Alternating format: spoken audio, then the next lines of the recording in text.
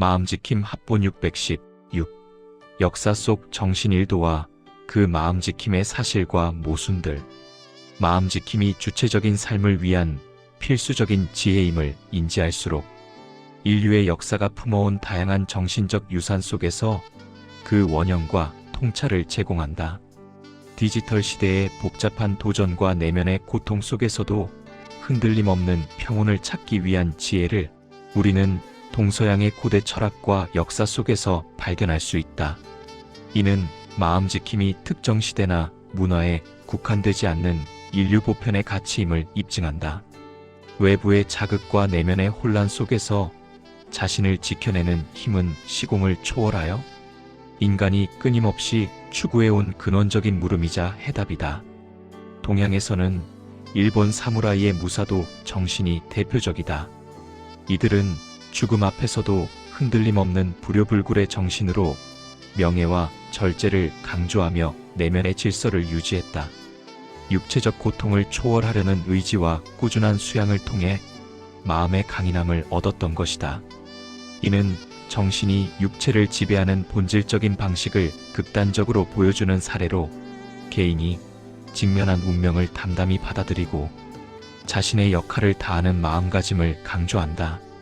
서양에서는 고대 그리스의 스토아 철학자들이 외부 환경에 일희일비하지 않고 이성적 판단을 통해 내면의 평정을 추구하는 아타락시아와 아파테이아의 지혜를 설파했다.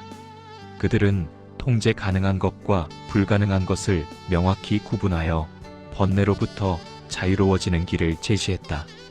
또한 스파르타의 강인한 전사들은 엄격한 육체적 훈련과 공동체적 가치를 통해 개인의 마음을 단련하고 죽음 앞에서도 굳건한 정신력과 사명감을 발휘하며 흔들림 없는 단결을 보여주었다. 이러한 철학적, 사회적 수단들은 개인이 혼돈 속에서도 자신의 의지를 잃지 않고 흔들림 없이 나아가게 하는 마음지킴의 강력한 토대가 되었다. 이처럼 일본의 무사도, 스토아 철학, 그리고 스파르타의 정신은 각기 다른 시대와 문화적 배경 속에서 발현되었지만 모두 외부 환경의 고난과 내면의 혼돈 속에서 개인이 어떻게 평온과 주체성을 지키고 회복할 수 있는지를 보여주는 강력한 역사적 증거들이다. 이는 시대를 초월하여 정신일도가 갖는 가치이자 모순이기도 하다. 7. 죽음의 미학 속에 피어난 마음지킴의 무사도 정신. 지난 글에서 우리는 동서양의 역사 속에서 마음지킴이 어떻게 발현되었는지 살펴보며 그 안의 가치와 동시에 모순이 존재했음을 논했다. 일본 사무라이의 무사도 정신에서의 죽음은 삶의 궁극적인 한계를 직시하며 피어난 독특한 형태이다. 사무라이들은 언제든 찾아올 수 있는 죽음을 삶의 일부로 받아들이는 데서 흔들리지 않는 정신의 토대를 갖는다. 고전 하가쿠레에서 무사도는 죽음을 발견하는 것이라고 했듯이 죽음을 두려워하기보다는 언제든 맞이할 준비를 하는 초연함은 외부의 위협 앞에서 마음이 쉽게 동요하지 않는 강인한 마음 자세였다. 자신이 통제할 수 없는 죽음 앞에서 오히려 통제 가능한 자신의 마음과 행동에 집중하는 정신일도의 극단적인 형태라 할 수 있다. 이런 면에서 무사도는 명예와 절제를 최우선 가치로 삼았다. 사무라이들은 자신에게 주어진 역할과 의무를 다하는 것을 최고의 명예로 여겼고 이를 위해 엄격한 자기 절제를 수행했다. 사적인 감정이나 욕망에 휘둘리지 않고 공적인 대의를 따르는 훈련은 고도의 집중력을 요구하는 마음지킴의 실천 과정이었다. 일상생활 속에서도 다도나 서예와 같은 정적인 수양을 통해 흐트러진 마음을 가다듬고 고독한 자기 단련의 시간 속에서 얻어진 침착함과 인내심을 기르며 육체와 정신적 훈련을 통해 검과 자신이 하나가 되는 검이일체의 경지를 추구하는 정신이었다. 현대적 의미에서 정신일도 즉 몰입이 없이는 그 어떤 것도 실현시킬 수 없는 사회문화적 현상임도 사실이다. 만시간을 투자해야 겨우 얻을 수 있는 자격 조건들이란 면에서 그렇다. 한편 조부와 부모로부터 선택되는 그 부유한 환경에서부터 만들어지는 지금의 사회적 배경에서는 더욱 그렇다. 경제적 지원이 없이는 결코 인류대학을 바라볼 수 없는 그 현실적 상황에서는 정신일도나 몰입의 한계는 엄연하게 받아들여진다. 김 부장의 경우가 그렇다. 반평생을 위해 끊임없는 과정도 결국은 남에게 서울의 집과 학력과 돈으로 평가받아야 하는 그 빈약한 마음의 현실 말이다. 8.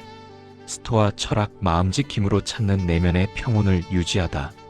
지난 글에서 우리는 정신일도와 몰입이 가져올 수 있는 한계를 살펴보았다. 이런 면에서 스토아 철학의 핵심은 세상 모든 사건을 우리에게 달려있는 것과 달려있지 않은 것으로 명확히 구분하는 것이다. 우리 생각, 판단, 욕망처럼 내면적인 반응은 우리에게 달려있는 영역과 타인의 행동, 재물, 질병, 죽음 등 외부 사건은 달려있지 않은 영역의 구분이다. 스토아 학자들은 이 구분을 통해 통제 불가능한 것에 대한 불안을 버리고 오직 자신의 내면에 집중해야 진정한 평온인 아타락시아인 정신적 평온과 아파테이아의 합리적 감정 조절을 얻을 수 있다고 보았다. 이런 지혜는 개인의 심리 건강에 깊은 영향을 미친다. 통제 불가능한 일에 연연하는 것은 무의미하다는 깨달음은 불필요한 번뇌를 줄여주며 대신 자신의 생각과 판단을 다스림으로써 어떤 외부 상황에도 흔들리지 않는 내면의 중심을 세울 수 있다. 에픽테토스, 세네카 등의 스토아 철학자들은 자신의 마음을 끊임없이 살피고 이성적으로 감정을 다스리며 스스로에게 집중하는 훈련을 강조했다. 이는 현대의 마음지킴과 닿아 있으며 그 어떤 역경 속에서도 이성적이고 침착하게 대처하며 강한 회복력을 길러주는 요소라 할 수 있다. 하지만 스토아 철학에도 그 한계는 분명하다. 감정 억제와 이성 강조는 인간 본연의 풍부한 감성을 간과하거나 공감 능력을 저해할 수 있다. 감정은 삶을 풍요롭게 하고 깊은 관계를 맺는 중요한 요소지만 지나친 이성주의는 관계의 따뜻함을 잃게 하거나 감정의 건강한 발산을 막아 내면의 긴장을 초래하기 때문이다. 결론적으로 스토아 철학은 과도한 몰입이 낳는 불안을 다스리는 효과적인 마음지킴의 한 방법이다. 그래, 이 지혜를 따르되 이성적 평정과 감성적 풍요로움 사이에서 균형을 찾는 노력이 필요하겠다. 이런 균형이야말로 복잡한 현대 사회에서 평온하고 주체적인 삶을 위한 지혜가 될 것이기 때문이다. 9. 스파르타의 정신, 공동체를 위한 헌신과 그 이면의 그림자. 고대 그리스의 스파르타는 개인의 모든 것을 공동체의 존속을 위해 헌신하는 극단적인 모델을 제시했으며 그 안에는 강인함이라는 위대한 가치와 동시에 간과할 수 없는 비정함이 공존했다. 스파르타 사회의 근간을 이루는 아고게라는 교육 시스템은 태어나는 순간부터 국가의 엄격한 통제 아래 개인을 공동체의 부속품으로 길러냈다. 신체적 단련과 군사훈련에 모든 것을 집중하며 극한의 고통을 견디는 인내심과 두려움 없는 용기를 미덕으로 삼았다.